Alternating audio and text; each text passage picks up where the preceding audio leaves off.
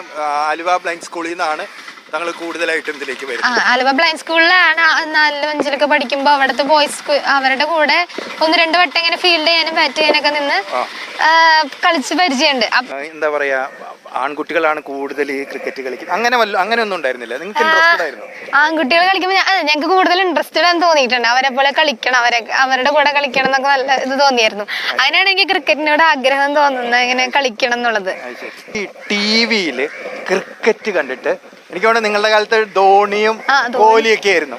അവരൊക്കെ കണ്ടിങ്ങനെ മനസ്സിൽ ആരാധിച്ചിട്ട് സത്യം പറ പ്രേക്ഷകർ അറിയട്ടെ ധോണിയും ക്രിക്കറ്റ് ആരെ അമ്മ എന്നാ കേൾക്കില്ല, ധോണിയുടെ ആയിരുന്നു ക്രിക്കറ്റ്, അങ്ങനെയൊക്കെ ഉണ്ടായിരുന്നു. ആരെയോടെ ആയിരുന്നു കൂടുതൽ? ധോണിനെ, അതായത് ധോണിനെ എനിക്ക് ഇഷ്ടമായിരുന്നു. കാരണം കുഞ്ഞിലെ മുതൽ ഫാമിലി മൊത്തം ധോണിനെ ഇങ്ങനെ ധോണി ഫാൻസ് ആണ്. എന്താണ് നിങ്ങളുടെ വീട്ടുപേര്? കരുമാലിക്കൽ. കരിമാലിക്കൽ ഫാമിലി മുഴുവൻ ധോണി ഫാൻസ് ആണെന്ന് പറയുന്നത്. ഏട്ടനും അനിയനും അനിയത്തിയും ധോണി ഫാൻസ് ആണ്. അങ്ങനെ താനും ധോണിയുടെ. അപ്പൊ കോഹ്ലിനൊന്നും ഇഷ്ടമുണ്ടായിരുന്നില്ല? കോഹ്ലി സച്ചിന് ഇഷ്ടമാണ്. സച്ചിന്റെ കളി കണ്ടിട്ടുണ്ടോ? കണ്ടിട്ടുണ്ട്. അത് ശരി, ഓക്കെ. അപ്പൊ അങ്ങനെ ഒരു മോഹം ഉണ്ടായിരുന്നു ഇതിൽ വന്നിട്ട്. ഞാൻ വേറൊരു ചോദ്യം ചോദിക്കട്ടെ. താങ്കള് സിമി മിസ്സിന്റെ ഒക്കെ ശിഷ്യയൊക്കെ ആയതുകൊണ്ട് ചോദിക്കുകയാണ്. ഈ 2, 3, 4, 5 ആണുങ്ങളുടെ കളിയൊക്കെ അല്ലെങ്കിൽ ആണുങ്ങളുടെ ക്രിക്കറ്റിലെ താരങ്ങളുടെ ഇതൊക്കെ പറഞ്ഞു. താങ്കൾ ഒരു വനിതയുടെ പേര് പോലും ഇതുവരെ പറഞ്ഞിട്ടില്ല. എനിക്ക് സങ്കടമുണ്ട്. അതെന്താണ്?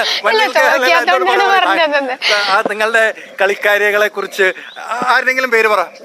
എനിക്ക് സ്മൃതി മന്ദാനയുടെ കളി എനിക്ക് നല്ല ഒരു ഇൻസ്പിറേഷൻ ആയിരുന്നു. എനിക്ക് ഭയങ്കര ഇഷ്ടമാണ് സ്മൃതി മന്ദാനെ.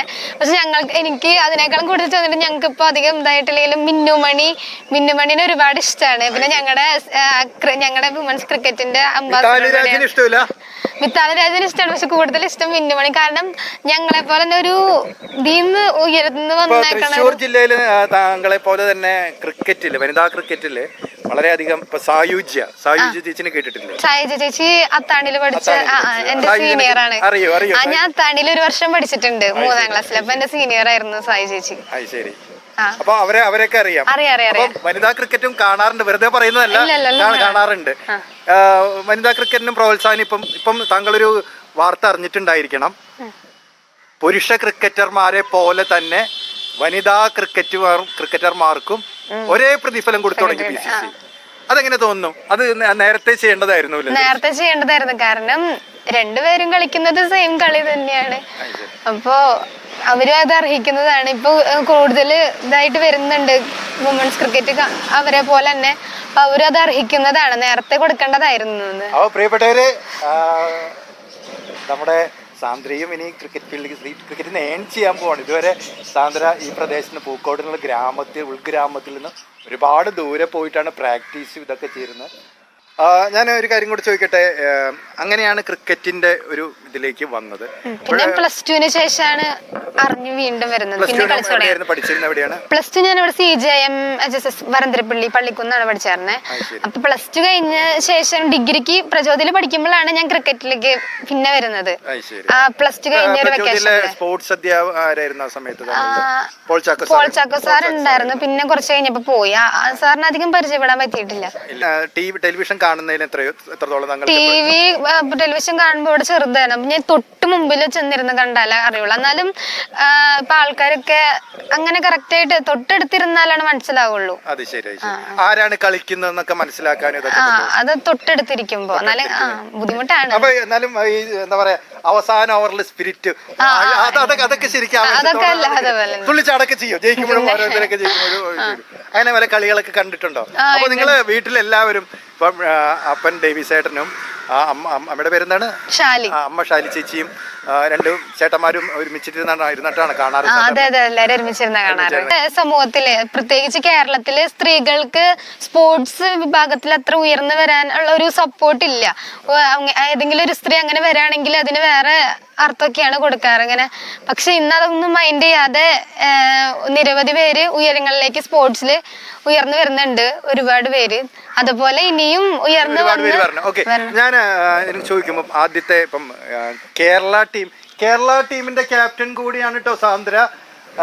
കേരള ടീമിന്റെ ക്യാപ്റ്റനാണ്. അതിനുശേഷം വേറെ എന്തൊക്കെ അച്ചീവ്മെന്റ്സ് ആണ് ഉണ്ടായിട്ടുള്ളത്? പാരാഒളിമ്പിക്സിൽ പങ്കെടുത്തിട്ടുണ്ട്. പാരാഒളിമ്പിക്സില് പാരാഒളിമ്പിക്സിൽ പങ്കെടുത്തിട്ടുള്ള അപൂർവം വ്യക്തികളുള്ള, കേരളത്തിൽ നിന്ന് അപൂർവം വ്യക്തികൾ പങ്കെടുത്തിട്ടുള്ളൂ.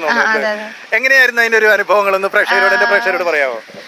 2-3 വർഷം മുമ്പാണ് സെലക്ഷൻ കിട്ടിയിട്ടുണ്ടായിരുന്നു. അപ്പൊ ആദ്യമായിട്ട് പോയത് അപ്പോഴാണ്. എന്താ പറയാ, നമ്മളൊന്നും ഒന്നും അല്ലാതെ തോന്നിയിട്ടുണ്ട്. അത്രയ്ക്കും നല്ല ടൈറ്റ് കോമ്പറ്റീഷൻ ആയിരുന്നു അവിടെ. ഞാൻ ഇല്ല ലോങ് ജമ്പും റണ്ണിങ്ങും ആയിരുന്നു. ബാംഗ്ലൂർ വെച്ചായിരുന്നു. ഒരു വട്ടം ഒഡീസയിൽ വെച്ച്, കഴിഞ്ഞ പ്രാവശ്യം ഒഡീസയിലായിരുന്നു. ഉണ്ടായിരുന്നു. ക്രിക്കറ്റ് അങ്ങനെ കണ്ടിരിക്കാറുള്ളൂ, കാണാൻ ടെലിവിഷൻ കാണുന്നതിന് എത്രത്തോളം? ടെലിവിഷൻ കാണുമ്പോൾ ഇവിടെ ചെറുതായിരുന്നു. അപ്പൊ ഞാൻ തൊട്ട് മുമ്പിൽ ചെന്നിരുന്ന് കണ്ടാലേ അറിയുള്ളൂ. എന്നാലും ഇപ്പൊ ആൾക്കാരൊക്കെ അങ്ങനെ കറക്റ്റ് ആയിട്ട് തൊട്ടടുത്തിരുന്നാലാണ് മനസ്സിലാവുള്ളൂ. ആരാണ് കളിക്കുന്നതെന്നൊക്കെ മനസ്സിലാക്കാൻ അത് തൊട്ടടുത്തിരിക്കുമ്പോ എന്നാലും ബുദ്ധിമുട്ടാണ്. എന്നാലും എന്താ പറയാ, അവസാന ഓവറിൽ സ്പിരിറ്റ് അതൊക്കെ ശരിക്കും തുള്ളിച്ചാടൊക്കെ ചെയ്യും, ജയിക്കുമ്പോഴും ഓരോരുത്തരൊക്കെ ജയിക്കുമ്പോഴും. അങ്ങനെ പല കളികളൊക്കെ കണ്ടിട്ടുണ്ടോ? അപ്പൊ നിങ്ങള് വീട്ടിലെല്ലാവരും, ഇപ്പം അപ്പൻ ഡേവിസ് ചേട്ടനും അമ്മയുടെ പേരെന്താണ്, അമ്മ ഷാലി ചേച്ചിയും 2 ചേട്ടന്മാരും ഒരുമിച്ചിരുന്നിട്ടാണ് കാണാറ്.